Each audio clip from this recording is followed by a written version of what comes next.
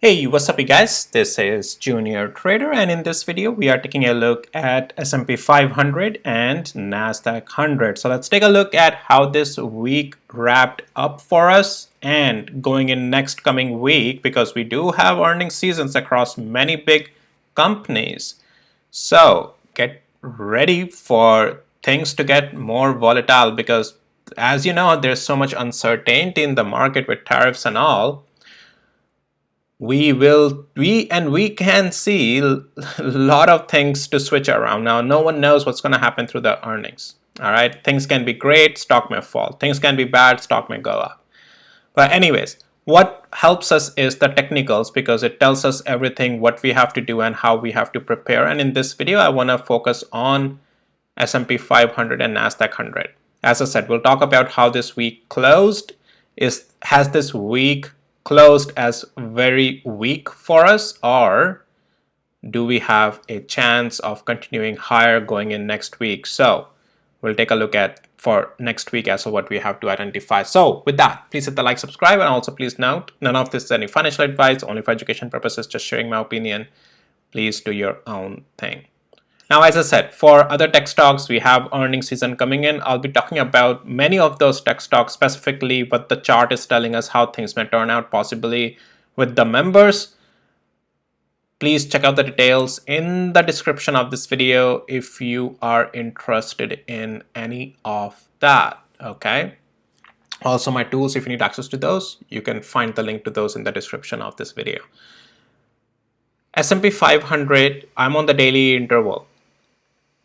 We are still technically in the zone of that demand candle that came when Trump originally tweeted or said a post, well, he's pausing 90 days tariffs.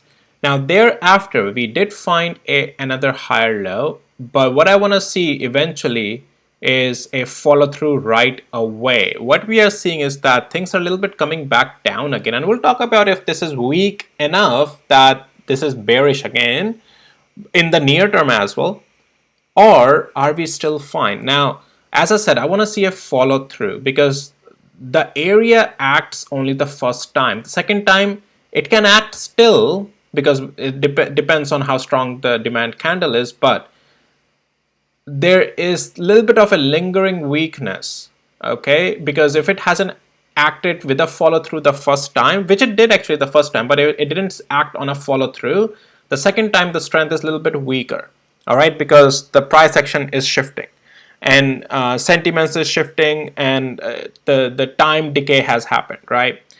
Now, anyhow, let's get to the weekly interval. Well, as we are talking about it, we'll get to the near-term structure in just a second. Now, I still consider that we still have that place that I mentioned, that this is the place as one of the best place to build into a position on S&P 500, or start a position if you don't have any. And if you have been waiting forever on these indices like myself to get into a position, because if you have been seeing my videos long enough, I have been saying that, guys, this is so extended for me to even think of buying. This, even here I mentioned that it's just so extended. Now, as we got these pullbacks, right, like this is the time, if you had never had a position on S&P 500, or you sold out before and you want to re-enter, or you want to even DCA, that was the best place to do it. Now, I still think that this is where we'll most likely find the bottom. I do think, and we have, I think, found a bottom, because I do think we're on the de-escalating side. If you have seen the Trump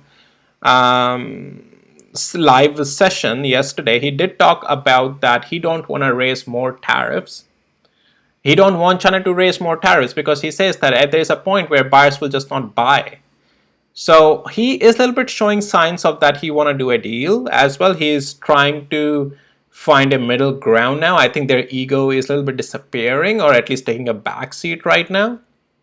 But I do think the worst is already has been priced in.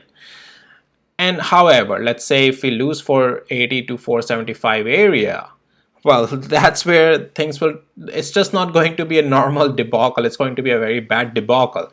Then it's like, okay, where are we going then? Well, then that will be 480, but we are not there. I'm just providing you the worst to worst case scenario as if we even lose 475 to 483 area. But anyways, let's get back to the daily interval, right? And so here we are, right? Now the thing is that the area where we are, we need to hold this area, that is 524 and 80 cents.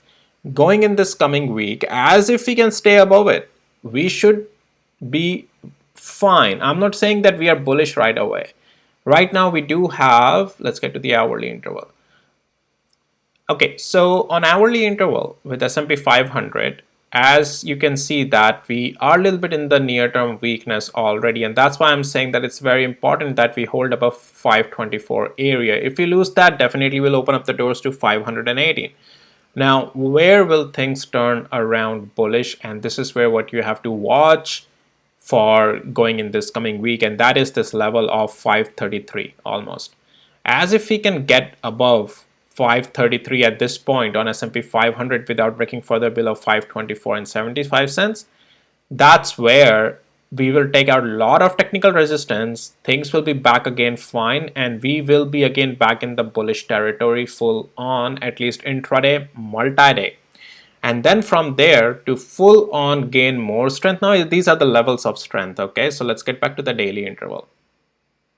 Now the next level of strength would be as we get out above 533, eventually the sooner we take out 20 days moving average as well, that will already start confirming on S&P 500 multiple higher lows for us with a strong demand candle supporting that at 483 with the 200 weeks moving average, and thus which means the opportunity has already left, right? The train has left the station already. But what I'm saying is that that's the best, again, the more confirmation for us. If you have a position from here, you can just continue to hold. You don't have to size down, right? And if you're a momentum trader, you can build through and add more to the position there as well, as long as then structure holds. But 533 going in this week is a very important level. If we can do that breakout above on Monday, all great, and we got a close also above that, and then all great. However, if we lose 524, we are much more in the weakness on S&P 500, at least for next few days, and then we'll see if the earnings affect. And that's another thing, right? We do have Tesla earnings, we do have all the tech stocks earnings coming around, so we gotta be careful. But that's the zone. S&P 500 is, also have like a lot more other stocks, so it's not fully gonna gap up or gap down with those tech stocks that massively, but still. All right, but anyways, 533 is a technical level to watch. Above that, we'll start gaining strength again, and that's what we want to see. If you want to still keep that bullish momentum that we still have, I'm not saying that we have lost it. Yes, there's some intraday, multi-day weakness on lower time frame as I showed you, but everything is not lost. We still have a room to come back. Okay, so that's that.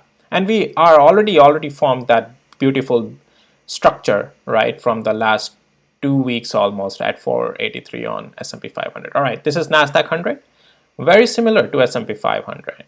So I'm gonna, just get to the areas very soon, and it's the same thing as if we can hold above 443. Everything is not lost on Nasdaq 100 as well. We are still in the higher low. Yes, this is a little bit of a weakness, intraday weakness, but not on the overall structure to the level of the weakness that we have lost the direction again. I still think this is, as if it can stay above 442 area, we do have an area of stabilization possibly, right? And anyhow, as if we come lower, as if we start to lose like 442, will come 434 becomes a target, and then if we lose that as well, unfortunately 417 will be again revisiting it then. And I would say again, everything is not lost. As I said, there's still a possibility that we will, as if we even come down again to 410, just like on S&P 500, this very zone, I still think we have a room to form a double bottom. Okay, only if we lose those areas, then only I see a bigger major problem in the market. That's a very big problem then. But these were the areas to start a position or get into a position or build more into the position. And because technically, even if you are doing a swing, this was all a short play. If you have access to my tools, you know all of that. And this is where though things were like at a really great price point to start a position. Now, On the long side, I mean. Now let's get to the hourly interval real quick. As I said, with Nasdaq 100, I'll be very quick here. It's very similar to S&P 500. We are holding still just fine. Intraday multi-day weakness is there, I get it, but overall structure is still fine from the daily interval. Okay, now on Monday, what we, if we can and we want to and we should, all right, that's very important. If we want to gain back again intraday and multi-day good strength as well, 449 and 30 cents above is what we want to break out and close above that. As we can do it, we'll take out a lot of technical resistance and things will be just fine. Anyhow, if we lose 442 to 443 area to the downside, that's where we'll open up the doors to 432, 433 first, and then unfortunately if we lose that as well eventually in coming week, then 416 again will become a possible target. That's all I had for you guys in this video for S&P 500 and Nasdaq 100 this week, and coming weeks are very important, especially for Nasdaq 100 because of the tech stocks. Nasdaq 100 is tech heavy, so Netflix already did great, right? But as you can see that Netflix, I'll talk Netflix with the members.